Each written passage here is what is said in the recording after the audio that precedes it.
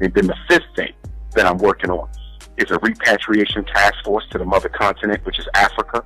What we're trying to do is accumulate money, and we're going to buy a large piece of land in one of the African countries, and we're going to start building a community for Africans from America who want to go back home. That's right. We haven't had a major repatriation movement since Marcus Garvey 100 years ago. So I'm putting that together now. So those are just 5 of the major things that I'm working on when I'm not on stage, raising the consciousness of the people. No, I see. I definitely see. I feel as if one of the ways that we're going to change the reality of Black America is by creating a political culture, a culture that's solely geared towards changing the political reality of America when it comes to Black America. And I definitely agree with some of the things that you're doing, but I feel as if there's so much more that we all can be doing, especially you as a Black leader.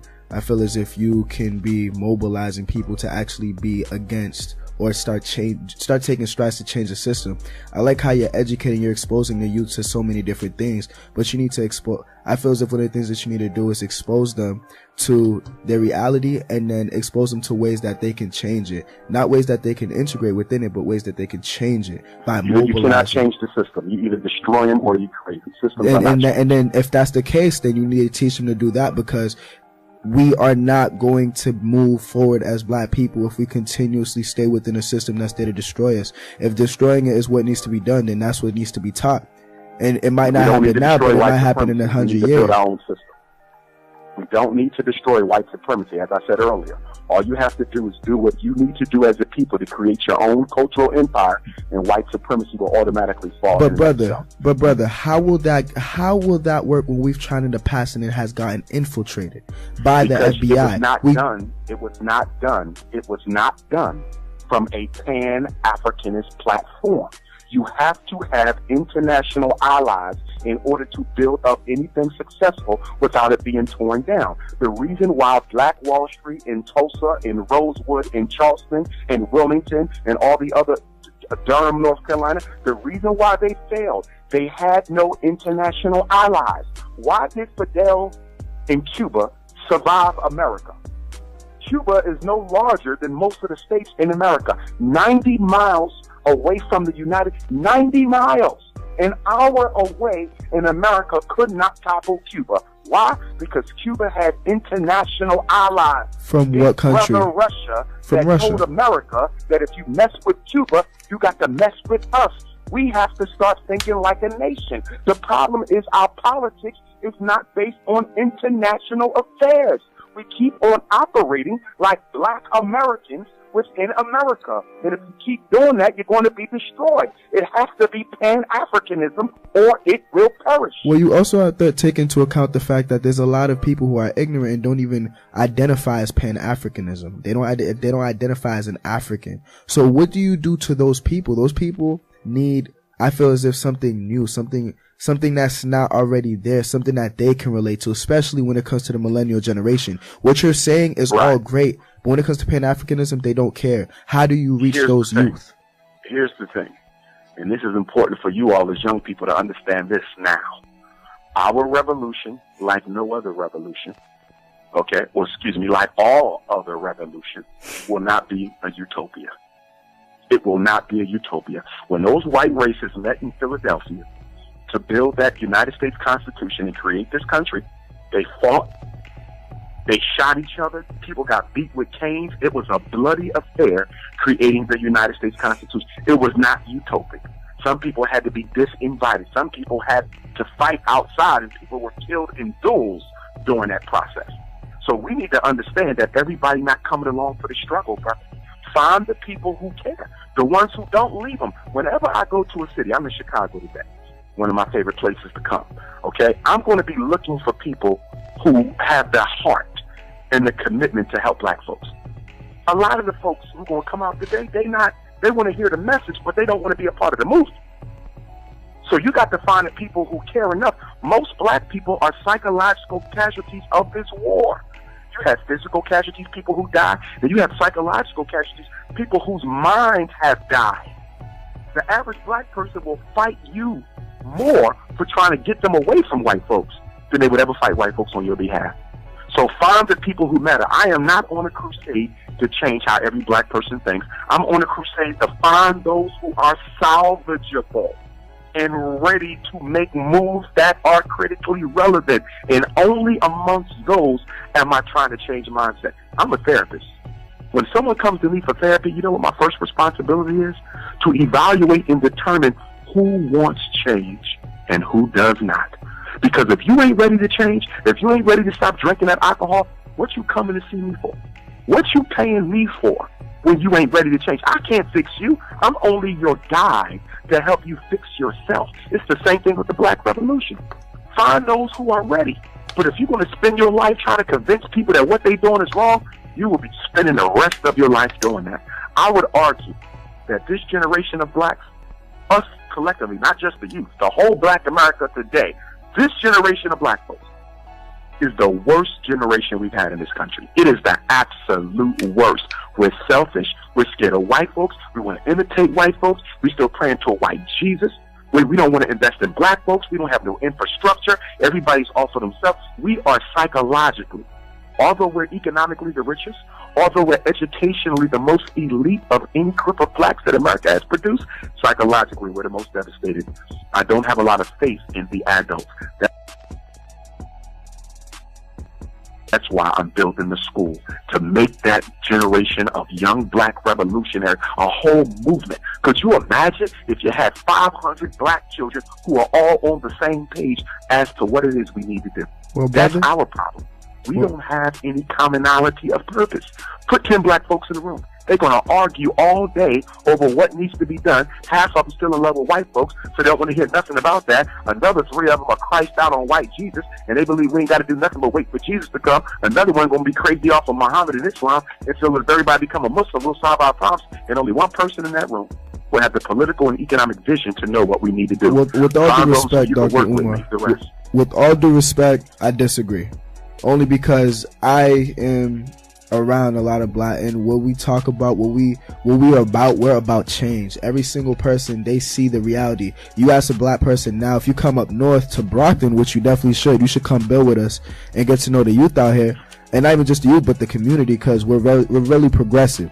But in Boston, in Brockton, in Randolph, around our area, you see a lot of young black folks not only taking it upon themselves to learn about their history, but they're speaking up in classes. They're not taking the bull that the teacher's teaching them. They're out here really trying to make changes. They're being progressive. They're gaining the knowledge. They're respecting their women. I don't think we're the worst generation. I think we're the generation that's going to make the change for the future. I think we are the hope of the future. And I feel as if more elders like you need to find ways to have a better, a more positive view on the future when it comes to us being a part of the change. Because this is the problem that we have. We have elders who doubt our ability to do for self and to continue the revolution that was already left down for us from Malcolm and Martin, from the Black Panthers. The elders don't have faith that we can continue it. And you need to have faith, because we need to continue it. If we don't, who will? Let me say this. As a Pan-African nationalist, I have complete faith in us as a people to fix this problem. But where I'm going to differ with you and others is on how that gets done. I'm not alien to Boston. I was just there a few months ago. I know the community rather well. And in every community, whether it's Boston or not, you have a black bourgeoisie, and you have a lot of black youth who are waiting to be drafted by that bourgeoisie. So I'm very honest and straightforward about the way things are. Can we change it? Sure. Your job as a young brother, a young leader, is to change the minds of your generation. That's what your job is. My job, okay, is to continue on the path that I'm on, which is very critical, which is creating that alternative independent educational movement for the youth.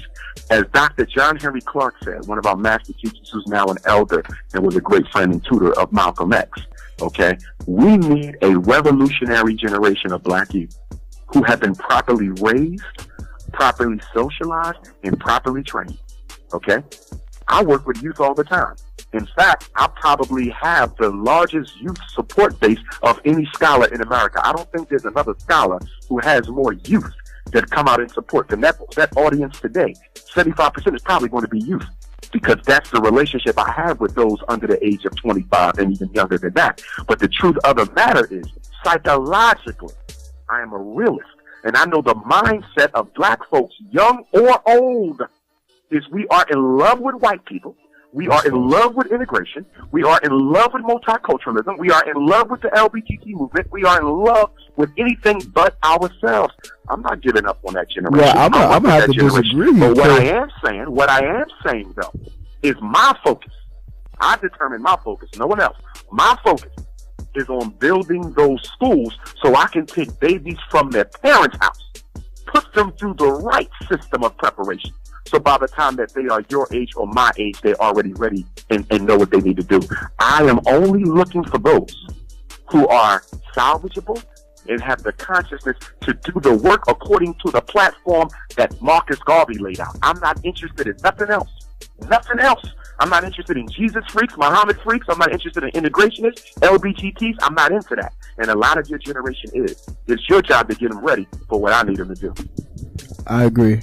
It is my job. It is my job to gather up the young people and like my generation and educate them and get them aware and then get them mobilized. But one thing I can say But I tell you what, we could do a conference in Boston if y'all want. It has to be in Brockton. Brothers and sisters right here on this line. You know, we can get the, what's the theater I was at? What's the black theater up there? The Strand Theater. Black on. The Strand Theater. Brother Umar, has to be in Brockton, Massachusetts, the city of champions. That's where we're from. And then we have a base out there. We can do a youth conference up there. Cool. That'd be perfect. That'd be amazing. I'll take care of the expenses. We just need to put it together. Let's talk about that. And we can get all the youth. It won't just be for Boston. We'll target Boston, but they can come from wherever they want to come. Cool. And we can take a weekend, may even do a week-long Black Revolutionary Leadership and Entrepreneurship Conference. Okay. Or something like that. We can make that happen in this year, 2017. How will I get your contact? Serious, we can do it. That would be perfect. I just want to thank you once again, Dr. Umar Johnson, for giving us this amazing interview. Like, you gave us a lot of necessary things to think about and, like, want to change. And I definitely want to thank our other guests as well. Brianna, I want to thank you for being coming on here and telling us about, real estate and teaching us. So I really appreciate that. And of course, our youth in the building, we hope you learned some things and we hope you guys enjoyed yourself. And of course, Bradley, I really appreciate you for being here and asking these hard questions. So Dr. Umar Johnson, we're going to talk a little bit more after the interview so we can switch contact information and get this going. But Waz, would you like to say anything, my brother? Absolutely. Like Dr. Umar Johnson, I admire your work ethic, your consistency. It's absolutely helping many communities. You're a beacon of hope in many ways. I look at Bradley, who you have been speaking with, as a beacon of hope in many ways as well. And I'm more than willing to connect the dots. And we embrace you with open arms, my brother. We will see you soon. I'll put that out in the air right now as well. Appreciate it. And just for your listening audience, if they need to reach me, drumarjohnson.com, by telephone 844-4-DRUMAR. Also, Twitter and Instagram. They can follow me at Dr. Umar Johnson, and on Facebook at Dr. Umar Ifatunde. I'm also accepting resumes for the Frederick Douglass Marcus Garvey Academy. Anyone who would like to work at the school can send their resume to SDMGresumes with an S at gmail.com. You can also donate to the fundraiser for the school online at gofundme.com/Dr. Umar. Thank you very much, young folks. I really enjoyed this. Thank you. The feeling's mutual. Absolutely. So please be sure to catch us next time.